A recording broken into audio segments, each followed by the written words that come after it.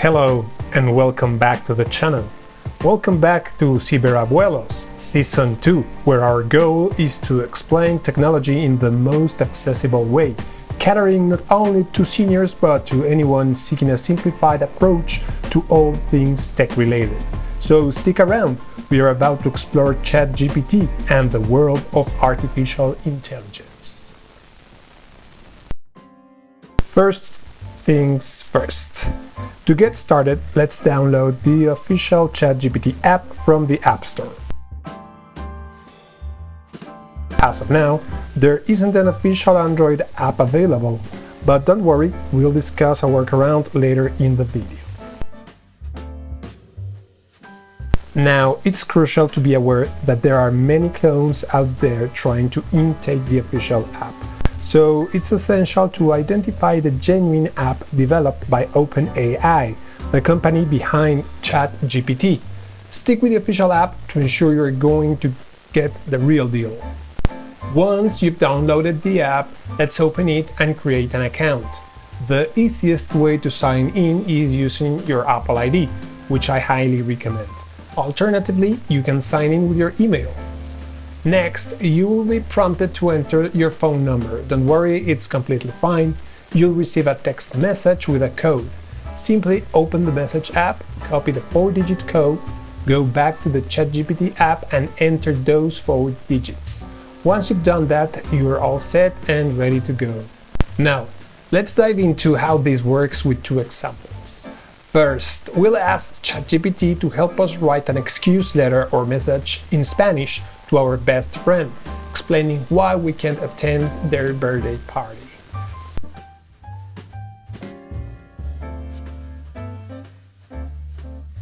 After reviewing the response, we may find that the excuse letter is quite long.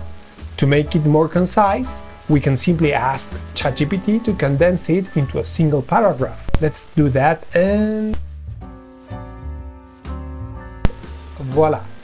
The task is completed. Now, let's imagine that we want our letter to be written in English, specifically in a Canadian style. The great thing is that we can be that specific when giving instructions to ChatGPT.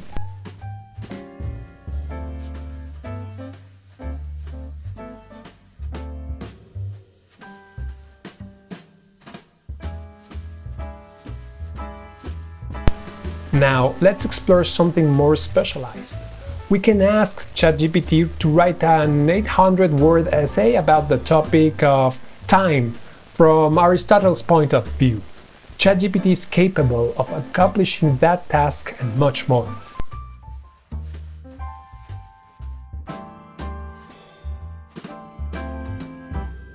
However, it's important to note that we shouldn't rely solely on the results as 100% accurate. While it's quite accurate, it's always a good idea to double-check the facts. After all, ChatGPT, like any other human creation, it's not completely infallible. Here's what we can do. We can ask ChatGPT to provide us with 10 bibliographical sources to support the information used in the essay. And guess what? It can definitely do that.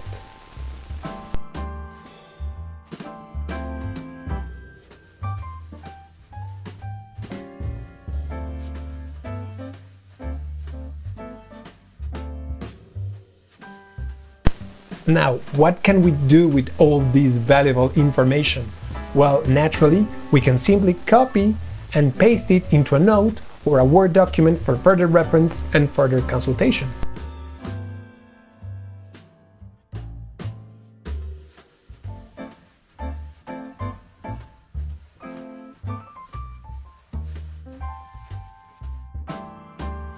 Now it's a suitable moment to contemplate the ethical use of technologies like this one. In my opinion, ChatGPT serves as an incredible co-pilot for academic research.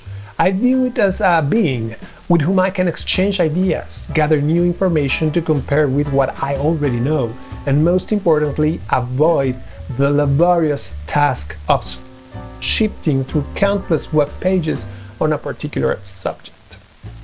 While ChatGPT simplifies the tedious aspects of the job, it certainly does not replace the entire process. Well, version 3.0 is indeed free and there's no need to purchase any app. It's true that some apps utilize ChatGPT API, which may come with a fee, but it's completely unnecessary. In my opinion, the official free app is more than sufficient for most users.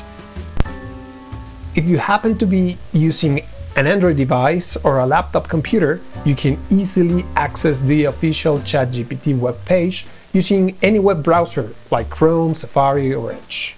Simply visit chat.openai.com, create an account or log in with an existing one, and you're all set to start using ChatGPT. Well, that's gonna do it for this video. I hope you have enjoyed it. Don't forget to subscribe to the channel so you won't miss any of our new videos, which are released weekly. Also, a like would be greatly appreciated as it helps the algorithm showcase our channel's content to a wider audience. Well, until next time.